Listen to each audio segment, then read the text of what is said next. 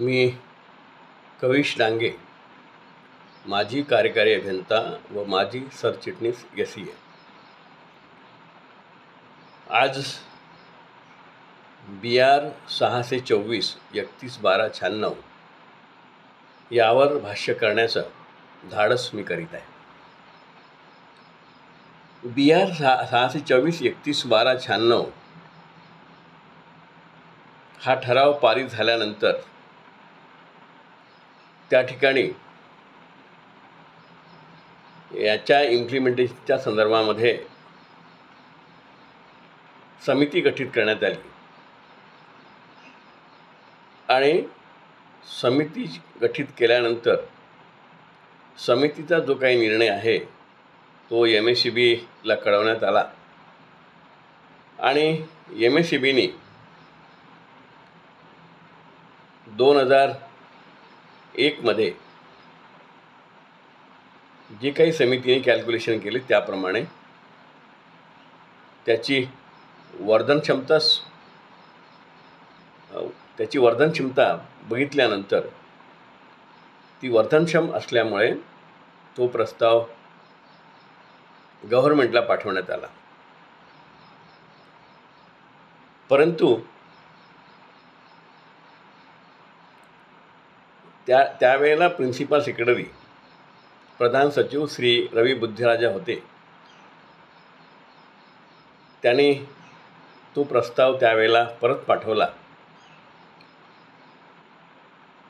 आणि यामध्ये interest rate कमी झालेत आणि MSEBची आर्थिक परिस्थिती चांगली नाही आणि यामुळे दोघांचा विचार करून त्याप्रमाणे प्रस्ताव पाठवावा अशा प्रकारे ठरलं.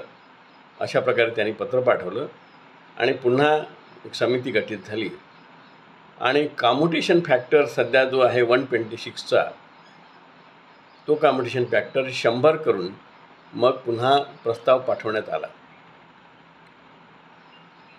परंतु प्रस्ताव पाठवताना MSEBने त्या ठिकाणी असं लिहिलं आहे की याची जी आहे ही महाराष्ट्र शासनाने हमी घेतली पाहिजे अशा प्रकारे एक वाक्य त्यामध्ये लिहिलं गेलं. अर्थात त्यावेळेला सर्व संघटनेच्या प्रयत्नांनी पद्मसिंग पाटलांनी विधानसभेच्या पटलावरती राज्य शासनासारखी पेन्शन योजना लागू करण्याचं जाहीर केलं. अर्थात जाहीर केल्यानंतर त्या ठिकाणी प्रस्ताव जो आहे जो आम्ही पाठवलेला होता त्याची अंमलबजावणी व्हावयास पाहिजे होती. परंतु गव्हर्नमेंटने शासनाला त्या ठिकाणी एक वाक्य लिहिल्यामुळे की शासनाने हमी घेतली पाहिजे तर त्याच्यावरती उत्तर न दिल्यामुळे आणि मग 2002 नंतर आम्ही पायउतार झालो या सरचिटणीस पदावरून आणि त्यांची सूत्रे आम्ही जे काही त्यावेळचे मुख्य पदाधिकारी आहेत त्यांना सोपवली. त्यानंतर यावर 2004 मध्ये पण चर्चा झाली. 2004 मध्ये 40% पर्यंत पेन्शन घ्यायची म्हणजे मूळ पगाराच्या 40% ही पेन्शन घ्यायची असंही ठरलं. परंतु त्याची अंमलबजावणी झाली नाही. 2007 मध्ये वर्कर्स फेडरेशननी संप पुकारला आणि संप पुकारल्यानंतर ते हायकोर्टामध्ये ते चॅलेंज करण्यात आलं आणि फेडरेशननी आम्ही संप मागे घेतो असं जाहीर केलं. परंतु हायकोर्टाने गव्हर्नमेंटसोबत चर्चा करावी, गव्हर्नमेंटसोबत चर्चा झाली पाहिजे आणि याच्यामध्ये मार्ग निघाला पाहिजे अशा प्रकारचा निर्णय तो हायकोर्टाचा होता. आणि त्याच्यानंतर ही त्रिपक्षीय चर्चा झाल्यानंतर मात्र गव्हर्नमेंटने सांगितलं की आम्ही कोणत्याही प्रकारे हमी घेणार नाही आणि म्हणून 2009 मध्ये हा विषय त्याप्रमाणे संपवण्यात आला. त्याच्यानंतर मात्र या विषयावरती फार चर्चा झाली नाही आणि त्याची वर्धन क्षमता काय यावरही भर टाकण्यात आला नाही. तर अशा प्रकारे या पेन्शन योजनेचा संघटनेच्या माध्यमातून आढावा घेण्यात आला. अर्थात आजची पोझिशन जी आहे ती तशीच आहे, त्यामध्ये काही बदल झाला नाही. कारण त्यावेळेला 2005मध्ये जी पेन्शन योजना होती, जुनी पेन्शन योजना गव्हर्मेंट ऑफ महाराष्ट्राची, ज्याच्यामध्ये मूळ पगारच्या 50% आणि त्याला अप्लिकेबल असणारा महागाई भत्ता, ही जी काही पेन्शन योजना होती ती 2005मध्ये बंद झाली. म्हणजेच आता त्याला आपण जुनी पेन्शन योजना म्हणतो. आणि त्याच्यामुळे या आपल्या BR 624च्या पेन्शन योजनेवरती त्याचा ॲडव्हर्स इफेक्ट झाला असं म्हणायला हरकत नाही. अर्थात जर कोर्टाचा विचार केला तर 1994 आणि 2001मध्ये यावर नागपूर हायकोर्टामध्ये म्हणजे उच्च न्यायालयात ही रीट याचिका दाखल करण्यात आली आणि 2017मध्ये याचा निर्णय लागला आणि निर्णय लागल्यानंतर 3 महिन्यामध्ये डिसिजन घ्यावं अशा प्रकारचा तो निर्णय होता. आणि त्यावरती MSEB किंवा गव्हर्नमेंटनी असं म्हटलेलं आहे की सध्याच्या स्थितीमध्ये आम्हाला पेन्शन देणं हे व्हायबल नाही आणि म्हणून आम्ही ती देणार नाही. अर्थात हे झाल्यानंतर मग मात्र म्हणजे 2017चा निर्णय झाल्यानंतर मग मात्र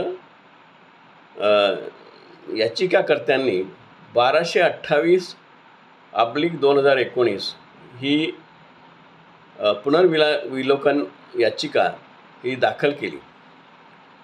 त्याच्यामध्ये असं म्हणणं आहे की 2017मध्ये जे काही डिसिजन झालं ते BR 624 हे प्रपोजल आहे आणि हे डिसिजन नाही, अशा प्रकारची त्या ठिकाणी निर्णय झाला. कारण त्या ठिकाणी असं म्हटलं गेलं की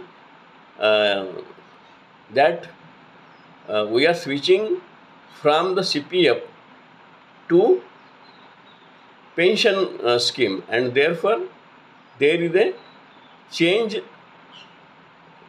in service condition, and if there is a change in service condition the approval of the government is necessary.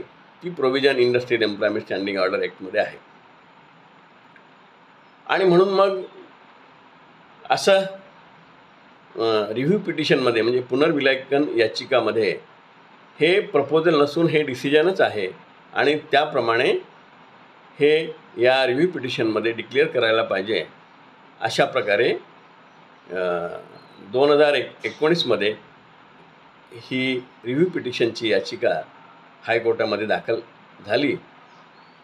परंतु हायकोर्टाने मात्र ते रिजेक्ट केली. त्याच्यामध्ये त्यांचं असं म्हणणं होतं की बा जे काही डिसिजन झालेलं आहे हायकोर्टाने 2017मध्ये ते कोऑर्डिनेट बेंच म्हणजे डिव्हिजन बेंचनी 2 जज बेंचनी ते निर्णय घेतला आहे आणि त्या निर्णयामध्ये आम्ही कुठल्या प्रकारे फेरबदल करणार नाही. कारण आमचंसुद्धा कोऑर्डिनेट बेंच आहे आणि एका कोऑर्डिनेट बेंचनी दुसऱ्या कोऑर्डिनेट बेंचचा डिसिजन हे बदलवता येणार नाही आणि म्हणून ती जी रिव्ह्यू पिटिशन आहे ती खारिज करण्यात आली.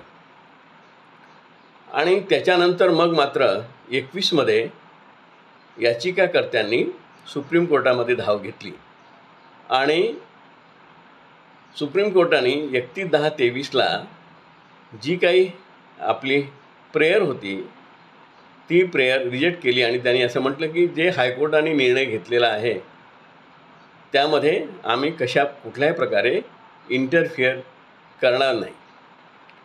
आता 2 केसेस त्या ठिकाणी प्रलंबित आहे. 6,950 2018 किंवा 5745/2018 अशा प्रकारे त्या ठिकाणी हायकोर्टामध्ये ह्या दोन्ही केसेस पेंडिंग आहेत.